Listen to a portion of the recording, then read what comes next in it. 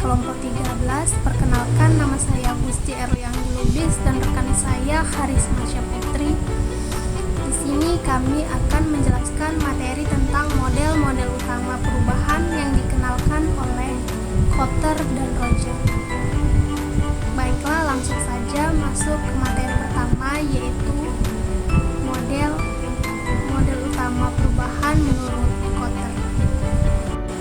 John Kotter merupakan salah satu tokoh yang berpengaruh besar pada teori perubahan dalam organisasi dan peran sumber daya manusia untuk mengembangkan dan mengimplementasikan energi terbaru. Beliau adalah seorang profesor di Harvard Business School yang terkenal. Beliau berkontribusi dalam hal studi terkait perubahan organisasi dan manajemen perubahan. Kotter kerap kali membahas pentingnya perubahan pada organisasi dan mengembangkan teori serta menjelaskan bagaimana seorang pemimpin berperan penting dalam mendukung motivasi karyawan untuk melakukan perubahan. Menurut Kotter, tujuan manajemen perubahan ialah untuk memaksimalkan dampak positif dan meminimalisir dampak negatif sehingga perubahan dapat memaksimalkan manfaat bagi organisasi ataupun perusahaan. Ada 8 langkah strategi change management yang berguna untuk meningkatkan kemampuan dan kinerja organisasi sehingga dapat meningkatkan daya saing dan peluang keberhasilannya. Yang pertama yaitu create a sense of urgency. Banyaknya organisasi yang merasa puas akan keberhasilannya saat ini sehingga kurang memikirkan perubahan membuat Kotter merasa strategi menciptakan urgensi perubahan ini penting. Dengan menciptakan urgensi, maka setiap karyawan akan lebih sadar dan tergerak untuk melakukan perubahan-perubahan. Kemudian yang kedua, build a guiding coalition. Pentingnya membangun koalisi yang kokoh karena untuk menenangkan suatu golongan, suatu perubahan membutuhkan keterlibatan antar individu. Individu atau golongan yang merasa dilibatkan dalam perubahan organisasi akan berinisiatif dan ikut andil dalam melakukan perubahan. Mereka memiliki komitmen yang tinggi. Yang ketiga yaitu create a vision of change, menciptakan visi perubahan. Kotter menjelaskan terhadap suatu visi yang akan dicapai suatu organisasi dalam melakukan perubahan adalah hal yang penting dan tidak boleh disepelekan. Visi merupakan hal apakah yang harus dicapai atau dituju, sehingga suatu visi membutuhkan strategi yang tepat untuk mencapainya. Kemudian yang keempat, communicating the vision.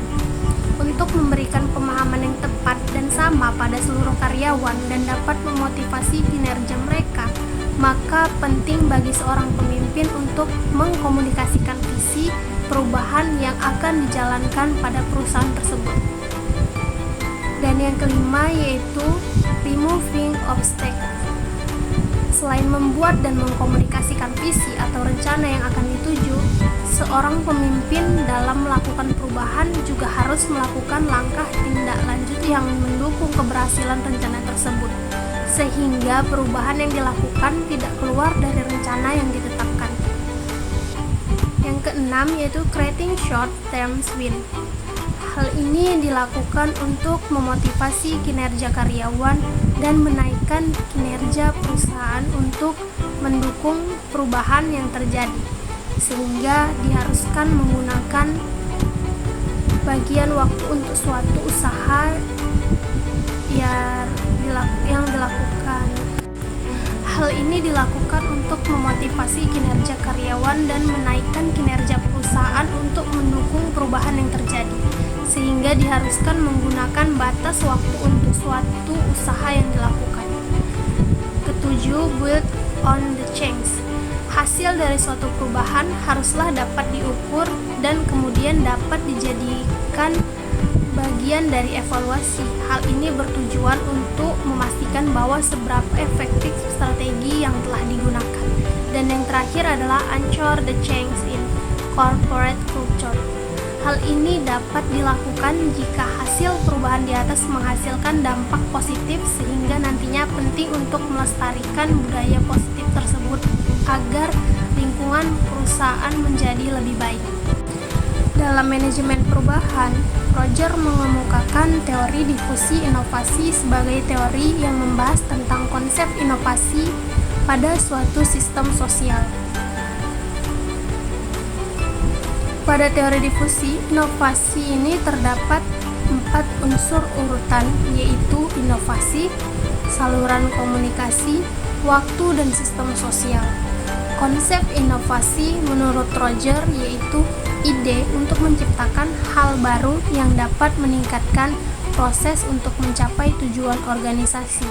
Sedangkan difusi merupakan suatu konsep atau tindakan dalam mengkomunikasikan suatu inovasi.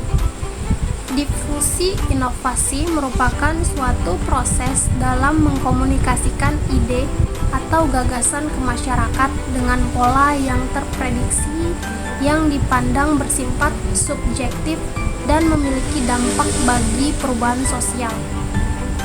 Dalam difusi inovasi, ide yang dikemukakan kemudian disebarkan lalu diadopsi atau ditolak dan menghasilkan suatu perubahan bagi sistem sosial. Kemudian 5 tahap dalam suatu perubahan, yaitu yang pertama, tahap awareness atau kesadaran. Pada tahap awal ini dijelaskan bahwa sebelum melakukan perubahan dibutuhkan kesadaran untuk berubah dari suatu individu atau suatu organisasi.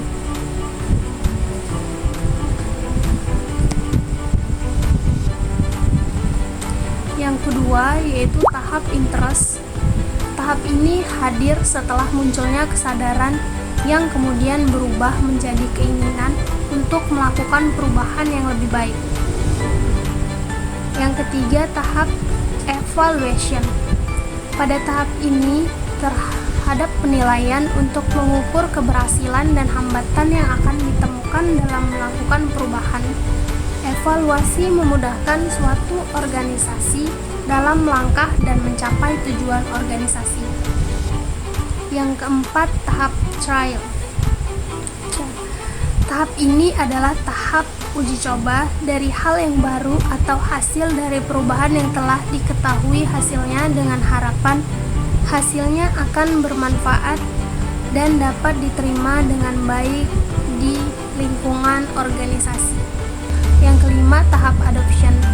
Pada tahap akhir ini merupakan proses penerimaan dari hasil perubahan yang telah diuji coba dan dapat diterima oleh organisasi untuk mendapatkan hasil yang lebih baik ke depannya. Teori difusi inovasi Roger ini menekankan bahwa komunikasi antar individu sangat penting dan memberikan pengaruh besar secara interpersonal ataupun terhadap pengabdosiannya. Roger juga mengidentifikasi berbagai faktor pendukung dan penghambat untuk nantinya menemukan solusi yang tepat dalam menyampaikan inovasi tersebut. Dan 5 tahap dalam suatu perubahan, yaitu yang pertama, tahap awareness atau kesadaran. Pada tahap awal ini dijelaskan bahwa sebelum melakukan perubahan dibutuhkan kesadaran untuk berubah dari suatu individu atau suatu organisasi.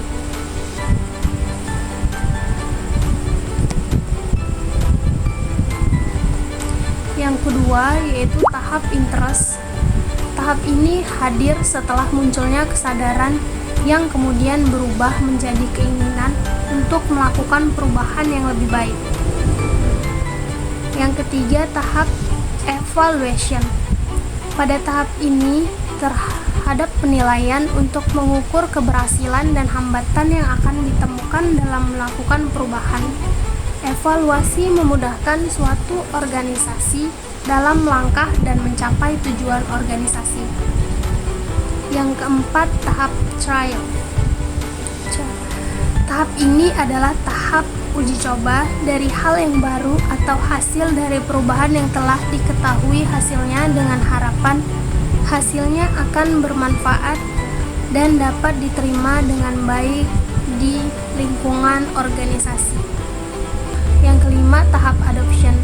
Pada tahap akhir ini merupakan proses penerimaan dari hasil perubahan yang telah diuji coba dan dapat diterima oleh organisasi untuk mendapatkan hasil yang lebih baik ke depannya. Selanjutnya C, faktor pengelola perubahan. Manajemen perubahan merupakan upaya pengelolaan akibat atau dampak yang ditimbulkan oleh perusahaan yang terjadi dalam suatu organisasi.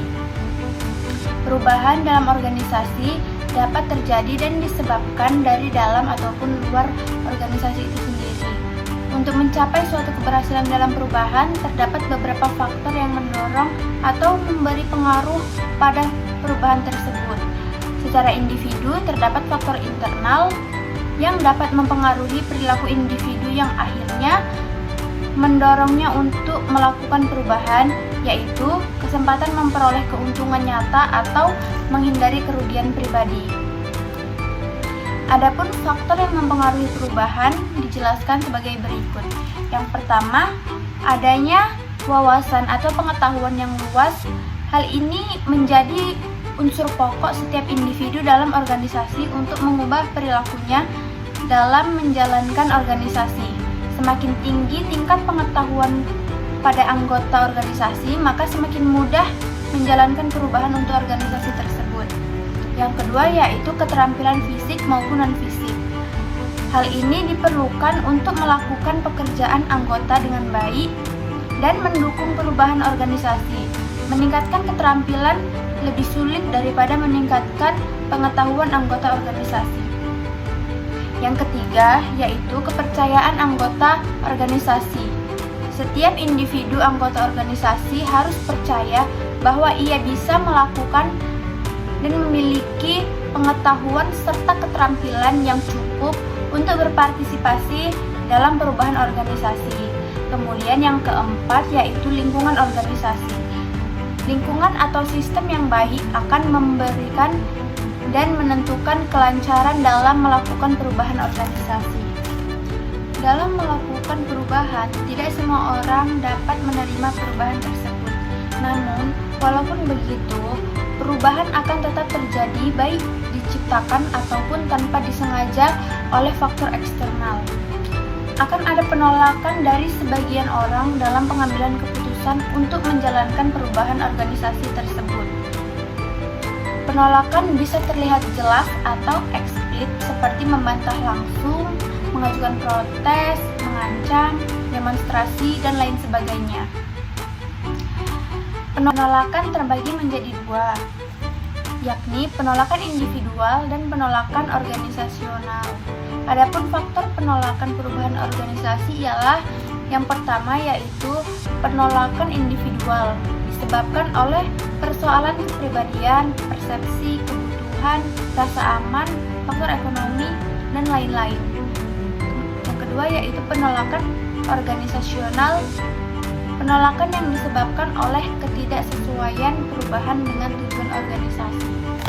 Selanjutnya D. Contoh isu yang terjadi pada manajemen perubahan di perusahaan minuman QQ-Nian. Penyebab perubahan pada perusahaan QQ-Nian antara lain yaitu yang pertama adanya permintaan dan kebutuhan konsumen terhadap air dari minuman QQ-Nian sehingga perusahaan QQ-Nian akan menghadirkan minuman yang lebih berkualitas dan sesuai di kantong masyarakat dan memiliki variasi boba yang beragam. Yang kedua, karena adanya persaingan kompetitor perusahaan minuman boba lainnya, sehingga perusahaan QQ-Nian harus menciptakan produk yang berbeda dengan teknologi yang lebih maju. Kemudian yang ketiga, karena kualitas produk dan cara memasarkannya. Kemudian perusahaan QQ-Nian mengubah strategi pemasaran dengan menggunakan iklan Instagram dan melalui platform Onin. Adapun dampak perubahan yang terjadi yaitu yang pertama, QQ-Nian menciptakan produk yang sesuai dengan kantong masyarakat dengan varian rasa yang beragam dan menaikkan kualitas minuman. Kemudian perusahaan boba ini memperluas cabangnya agar lebih mudah dijangkau konsumen. Yang kedua, pemilik usaha lebih bersemangat dan gigih untuk memajukan usahanya. Dan yang ketiga, kualitas produk lebih diutamakan dengan mencari tahu dampak kesehatan dari produk yang dikonsumsi oleh konsumen, lebih memperhatikan jadwal kadaluarsa, memperhatikan kebersihan lokasi dan sistem produksi. Quinine juga mengurangi kadar gula dalam boba untuk lebih memperhatikan kesehatan konsumennya. Kemudian yang terakhir yaitu dampak yang terakhir, pemasaran produk kini menjadi lebih luas dengan memanfaatkan teknologi digital lewat sosial media. Baiklah, sekian dari saya.